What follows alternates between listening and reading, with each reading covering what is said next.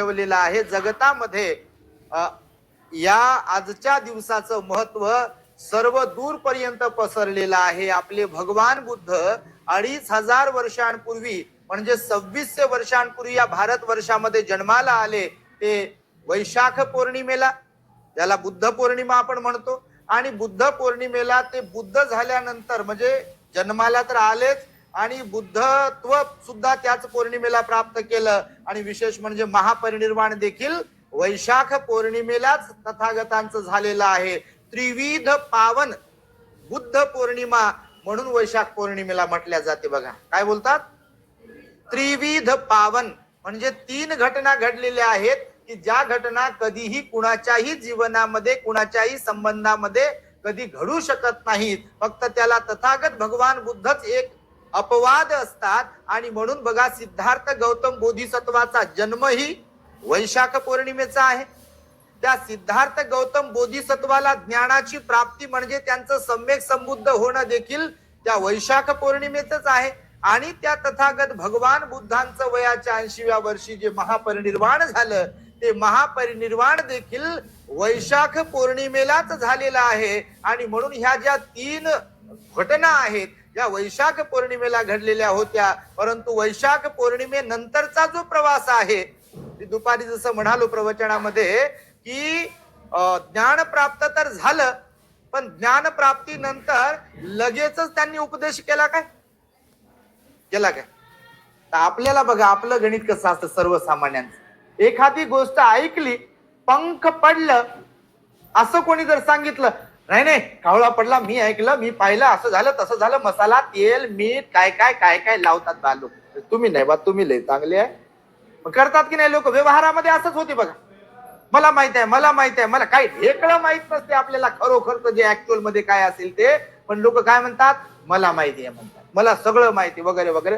हे झालं वेगळं. मी सांगतोय यासाठी तुम्हाला की त्या सिद्धार्थ गौतम बोधिसत्वाला दुःखमुक्तीचं ज्ञान प्राप्त झालं.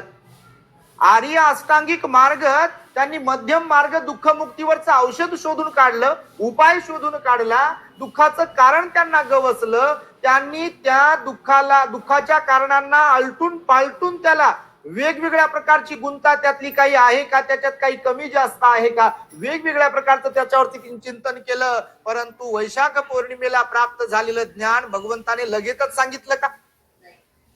तुम्हाला जी काही थोडीफार माहिती असेल तर तुम्ही पहा, लगेचच सांगितलं का? भगवंताने प्राप्त झालेल्या ज्ञानाचा उपदेश कधी केला? पहिल्यांदा आजच्या दिवशी, आजच्या पौर्णिमेला सारनाथ येथे ऋषीपतन मृगदाय वनामध्ये पंचवर्गीय श्रावकांना म्हणजे 5 श्रावक जे होते परिव्राजक, त्यांची शुश्रूषा करत होते ते त्या उरुवेलेच्या जंगलामध्ये. आणि सर्वप्रथम आजच्याच दिवशी त्या सिद्धार्थ गौतमाने त्यांनाच पहिला उपदेश केला. 82,000 प्रवचन जे मी तुम्हाला म्हणालो की भगवंताने आपल्या किती प्रवचन दिली?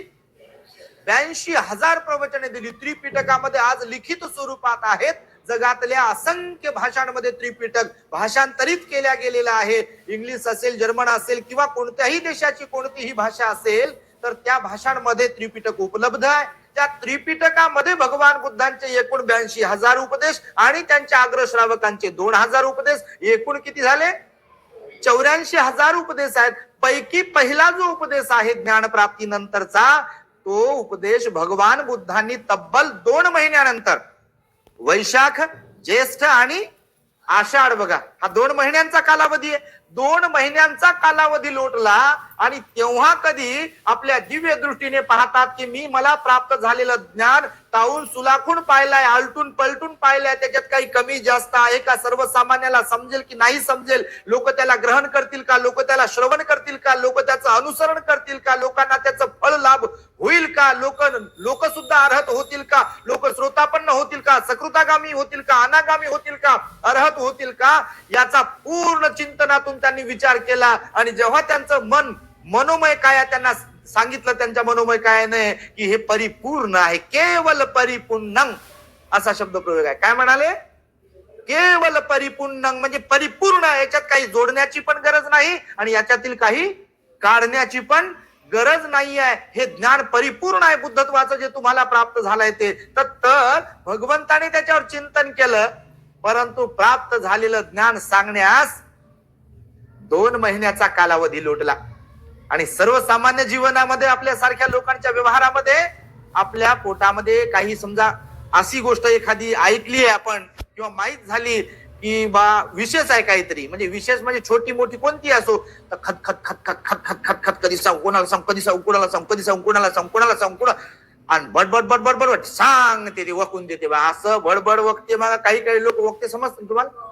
आपले शब्द बा ग्रामीण भाषेतले शब्द, आपल्या गावात जन्म झाल्या कारणाने बा असं वक्तात लोक, वक्तात बा असं बघतात सांगतात लोक की विचारूच नका. भगवंतानं मात्र तसं आपल्या केलेलं नाहीये. ही गोष्ट भगवंताच्या प्रत्येक गोष्टीतून आपल्याला शिकण्यासारखी गोष्ट आहे. बघा, ज्ञान प्राप्ती झाल्यावर ते आपल्या दिव्य दृष्टीने पाहतात. मग याला चेक केल्यानंतर की असे कोण लोक आहेत या 31 भूमीमध्ये की ज्यांना मी उपदेश केला असता मला प्राप्त झालेलं जे वजनदार ज्ञान आहे, जे सहज कोणालाही समजणार नाही, ते कोण समजून घेऊ शकते, कोण श्रवण करू शकते, कोण ग्रहण करू शकते, कोण त्याचं अनुसरण करू शकते आणि कोणाला फळ लाभ होऊ शकतो, हे आपल्या दिव्य दृष्टीने त्यांनी पाहिलं. आणि लगेच त्यांना समजलं दिसलं की 5 परिव्राजक जे आहेत 6 वर्षाच्या खडतर तपश्चर्येमध्ये माझी शुश्रूषा करणारे, त्यांचीच पात्रता फक्त अशी आहे की मला प्राप्त झालेलं ज्ञान ते समजून घेऊ शकतात, ते श्रवण करू शकतात, ग्रहण करू शकतात, त्याचं अनुसरण करू शकतात आणि त्यांना त्यामुळे त्याचा फळलाभही होऊ शकतो. मग त्यापूर्वी त्यांनी विचार केला होता, पंचवर्गीय श्रावकांच्या पूर्वी त्यांच्या मनात विचार आला की असं अजून कोण कोण आहे. तेव्हा त्यांना आलार कालम या त्यांच्या गुरुची आठवण झाली होती. कारण गृहत्याग केल्यानंतर राजगृहाच्या आजूबाजूला असलेले आलार कालम हे त्यांच्या गुरुपैकी एक होते. बघा, ध्यानाचे काही धडे त्यांच्याकडून त्यांनी शिकलेले होते.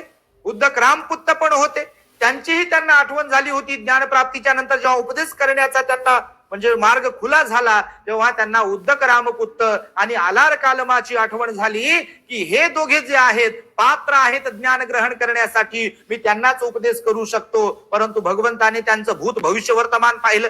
कारण कर्माच्या संदर्भात भगवानच एक असतात असे भगवान बुद्ध, की कोणाच्याही कर्माच्या संदर्भात त्यांचं भूतकाळातील कर्म, वर्तमानातील कर्म आणि भविष्यातील त्यांच्याकडून घडणारे कर्म देखील त्यांना as it is at a time, त्याच क्षणी पतन जर लवण्याच्या अगोदर, आपलं जे पतन लवतं ना, हा जो वेळ असतो टायमिंग असतो पतन लवण्याचा आणि उघडण्याचा, ह्याच्याही पूर्वी त्यांना कोणाच्याही कर्माच्या संदर्भामध्ये